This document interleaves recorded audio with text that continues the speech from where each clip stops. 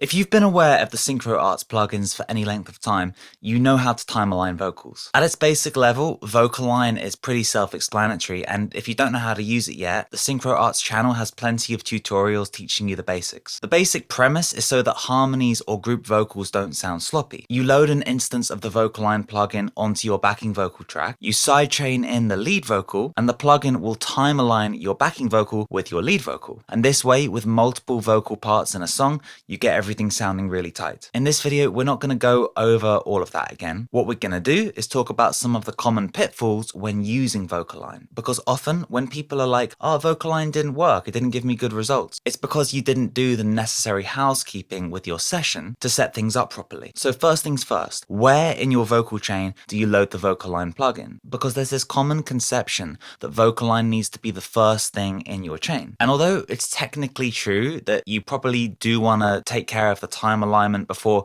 you start applying effects and EQ and doing all kinds of vocal processing, there's some nuance to this, and there's some particular housekeeping you should probably do before you start playing around with time alignment. It's typically best to do your pitch correction before you time align. So before you load up Vocaline in your chain, you first want to use repitch to get your vocals tuned. Women are my guitars, they've covered up my scars, but man, I come so far, and wherever you are, I hope. Women are my guitars, they've covered up my scars, but man, I come so far, and wherever you are, I hope. Now, the merit to tuning your vocals after you've used Vocaline is that arguably you can get the flow of notes working a little bit better. If you pitch correct first, you've got to bear in mind that if a particular phrase moves, it's going to move the notes with it, and that may change how well the harmony gels after the fact. So it's possible that you could get your vocals in perfect tune with a pitch correction plugin, and then use Vocaline, and then suddenly the pitch starts to sound sloppy again. The best solution to this, in my opinion, is to still use pitch correction first, then to use Vocaline, and then at the end, if you really need to, which you probably won't, you then pull up another instance of repitch to do a quick micro tune pass. Another problem is that if you wait until after time alignment to tune your vocals, it means you don't get to pitch correct straight away, and that can be really annoying when you're in the middle of the production process in your track. Let's say you're in the middle of tracking parts and you don't necessarily want to use Vocaline just yet, you may well still want to get the vocals in tune, because if you're in 3 or 4 layers deep and every track is a little bit pitchy, a little bit flat, a little bit sharp, that may not end up sounding so good, and you may find that you don't like what you're doing. And before any smartass in the comments section says, oh, well, if you can't sing, you shouldn't be singing, check your ego. Even the biggest artists these days are using pitch correction. The second thing is whether to use Vocaline before or after EQ and compression. And the answer is both. That's not a helpful answer, Jack. What the hell do you mean? Well, you definitely want to do the majority of your processing on your vocals after you've time aligned them. But my suggestion is that before hitting Vocaline, you still subject the audio to some gentle compression and a bit of subtractive EQ. A high pass filter on your EQ will reduce the rumble and the low end buildup, which isn't likely to trigger Vocaline, but it's still probably a good idea to remove. And the most important thing is to apply some basic compression just to control the dynamics. If your vocals aren't that level, it's possible that the plugin doesn't detect some parts of your vocal, and what that can do is lead to some unnatural compressing or stretching. You see here, the first syllable in this phrase, they've covered up my scars, the word they is pretty quiet. They've covered up my scars, but man, I come so far. Now, it's still likely that the plugin is going to pick this up because it's not that quiet, but you get the principle. In applying a level of compression before we hit the plugin, where we make the entire dynamics of the track a little bit more level, the plugin will behave that much better. And remember that with vocals, you don't have to do everything at once. It often comes incrementally in stages, and you can use 2 or 3 EQs and 2 or 3 compressors in a vocal track. But before going into Vocaline, you do need to make sure that the vocal is relatively level, just so that everything gets picked up honestly by the plugin. The third general principle we need to talk about is that all of the processing on your vocal track comes after Vocaline. For the love of God, don't put delays and reverbs on your vocal before using Vocaline. All that will do is guarantee that the plugin isn't triggered properly and that your results suck. So always put this kind of processing at the end of your vocal chain, or better yet, on a send and return. This point is kind of a no-brainer, no-brainer, but I thought it was still important to point out because even the best of us sometimes forget the most obvious things. And it's not just about effects like delays and reverbs and chorusing and whatever.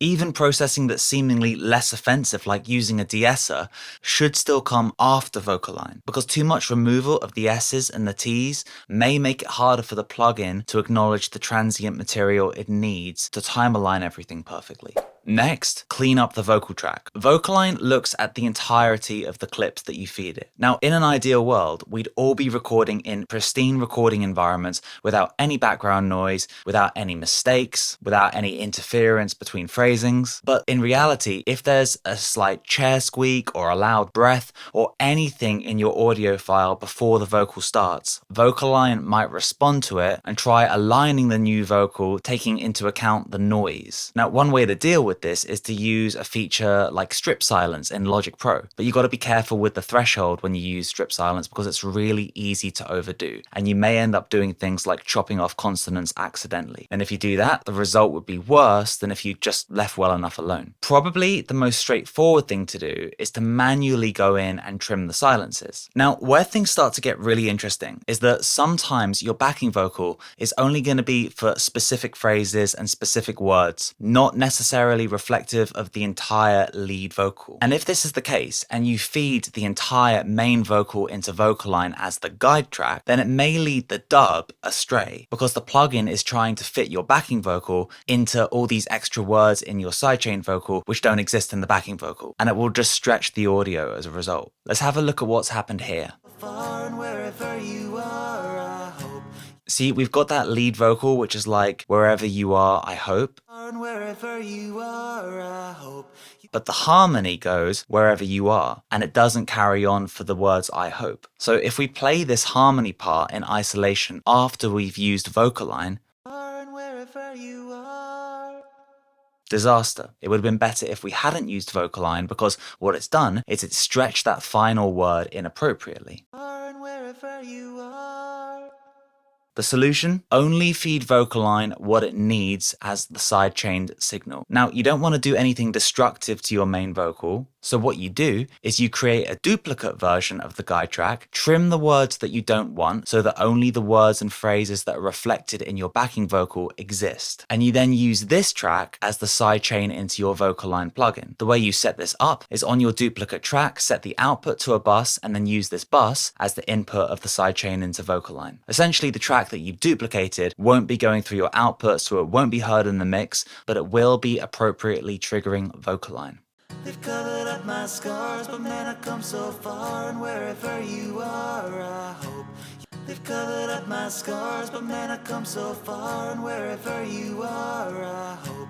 And the final thing to do after you've aligned your vocal is deactivate the dub track inside the Vocalign plugin. If you keep the dub track live in the plugin, it can really slow down playback, especially in bigger sessions and in sessions where you've got a lot of instances of Vocalign, like if you're doing choir stacks or gang vocals. So committing keeps everything running smoothly. Remember that when Vocalign is on, it's constantly referencing both signals. So if you leave it across track stacks, that means more CPU usage and slower session response times. So the best thing you can do really is to bounce it in place. Print the aligned vocal. As much as anything else, this helps you organize your session better, because if, for example, you want to move your time aligned vocals to, I don't know, another part of the song, like the vocals from chorus 2 into chorus 3, or you want to create a vocal chop or whatever, it's not going to work. And the reason for that is because the audio you're hearing back after you've used Vocalign to get your vocals in alignment isn't coming from the audio region as you see it on the screen. It's coming directly from the plugin. So if, like me, you enjoy the workflow of knowing that the waveforms on your screen are what's actually happening with your audio and resemblant of what's going to play, then you need to bounce the audio in place. A couple of things to remember when you do bounce in place though. It's really important that you turn off all the other plugins in your track. You also want to make sure you turn off bypass effects plugins, because we want the effects of Vocalign to be bounced onto our new track. And if bypass class effects plugins is on, the print won't be time aligned and the whole thing is just pointless. But turn everything else off, bounce it in place, ideally to a new track, and then mute the old one, turn off the Vocaline plugin and hide it. This way, the old track with Vocaline now disabled can be muted and hidden. And that way, if ever you want to go back and make different changes, like if you decide that you actually want the backing track a little bit looser or a little bit tighter, you do have at least the option to go back into Vocaline and make some adjustments. So to summarize, pitch correction before you hit Vocaline, and if you need to do some micro tuning after you've time aligned, then go for it. But typically you won't need to, or if you do, it's going to be very minimal. Make sure that the dynamics of both your dub track and your capture audio are leveled prior to hitting the plugin. Likewise, you want to tidy up the audio of both tracks prior to hitting the plugin. This means trimming the clips, getting rid of breaths, clicks, or any other artifacts which may inappropriately trigger. When the capture audio doesn't perfectly mirror the vocal you're trying to align, create a duplicate track and sidechain that into the plugin so you trigger the plugin appropriately but still without doing anything destructive to your lead vocal. And after you've used Vocaline and you've got everything perfectly time aligned, bounce it in place to print the new track and disable the plugin. This will reduce your CPU usage and mean that you can move the time aligned vocal around your session freely as you would with any other audio.